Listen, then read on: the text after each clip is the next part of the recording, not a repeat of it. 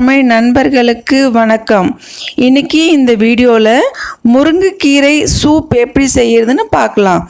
இது செய்யறதுக்கு தேவையான பொருள் 3 கைப்பிடி முருங்கைக்கீரை வச்சுருக்கேன். இந்த அளவு முருங்கைக்கீரைக்கு தேவையான பொருட்கள் அப்படின்னா ஒரு தக்காளி இந்த மாதிரி சின்ன சின்னதாக கட் பண்ணி எடுத்துக்கோங்க. இஞ்சி இந்த சைஸில் தோல் நீக்கி எடுத்துக்கோங்க. பூண்டு ஒரு 3 பல், சின்ன வெங்காயம் ஒரு 5 எடுத்துக்கோங்க.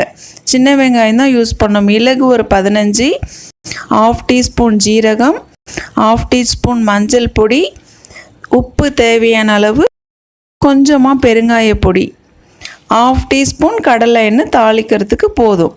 அவ்வளோதான். இப்போ எப்படி செய்யுதுன்னு பார்க்கலாம். முதல்ல இந்த மாதிரி ஒரு இடிக்கல்லில் மிளகையும் ஜீரகத்தையும் போட்டு கொஞ்சமாக இடித்து எடுத்துக்கலாம்.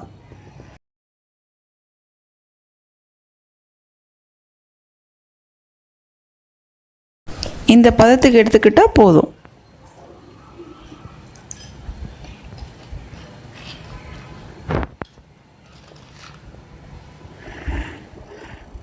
இதுக்கப்புறம் நம்ம உரித்து வச்சுருக்க பூண்டையும் இது கூட இடிச்சுக்கலாம்.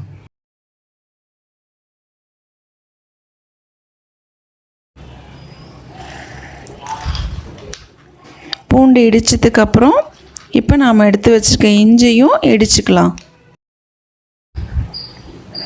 இப்போ நாம் எடுத்து வச்சுருக்க சின்ன வெங்காயத்தையும் இதில் போட்டு இடிச்சுக்கலாம்.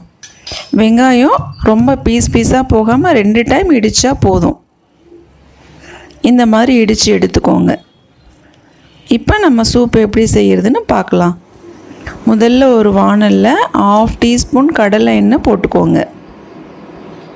இந்த எண்ணெய் ஹீட் ஆனதுக்கப்புறம் நாம் இடித்து வச்ச ஜீரகம் மிளகு பொடியை போட்டு நம்ம தாளித்து எடுத்துக்கலாம்.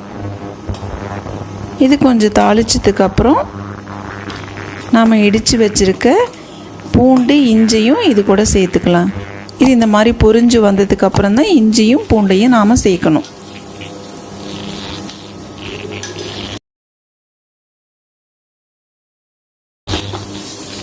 இப்போ இது கூட நாம் இடித்து வச்ச வெங்காயத்தையும் சேர்த்துக்கலாம்.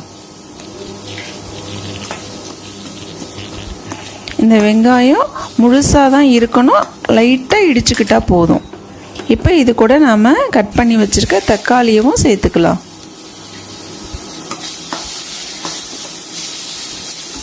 இது எல்லாமே இந்த பதத்துக்கு வதக்கிக்கோங்க. ஓரளவுக்கு சுருண்டு வந்திருக்கும். இப்போ நாம் எடுத்து வச்சுருக்க முருங்கைக்கீரையும் இது கூட சேர்த்துக்கலாம். இந்த முருங்கைக்கீரையும் இதில் போட்டு கொஞ்ச நேரம் வதக்குனா போதும்.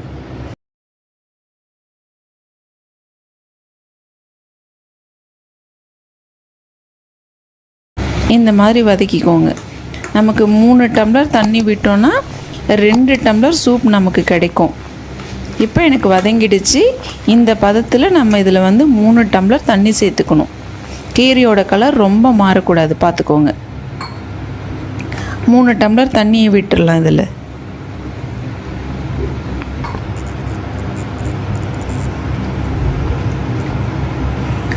மூணு டம்ளர் தண்ணி விட்டு ஒரு கொதி வர்ற அளவுக்கு விடுங்க.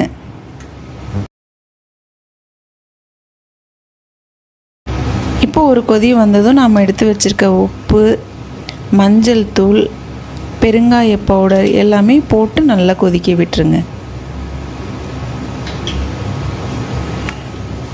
இந்த முருங்கைக்கீரையில் நம்ம உடம்பில் இரத்தத்தை அதிகரிக்கக்கூடிய தன்மை இருக்குது.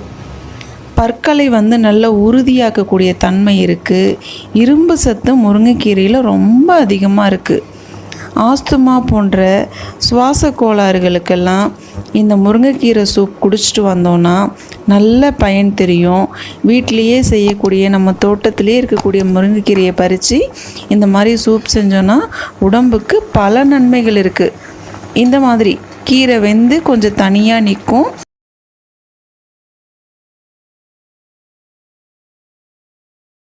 இப்போ இதை நிறுத்திட்டு நம்ம ஃபில்டர் பண்ணி எடுத்துக்கலாம்.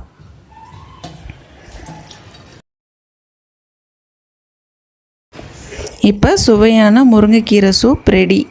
பெரியவங்கள்லேருந்து சின்னவங்க வரைக்கும் குடிக்கலாம். உடம்புக்கு ரொம்ப நல்லது. இந்த ரெசிப்பியை நீங்களும் செஞ்சு பாருங்கள். வேறு ஒரு ரெசிபியோட அடுத்த வீடியோவில் நான் உங்களை சந்திக்கிறேன்.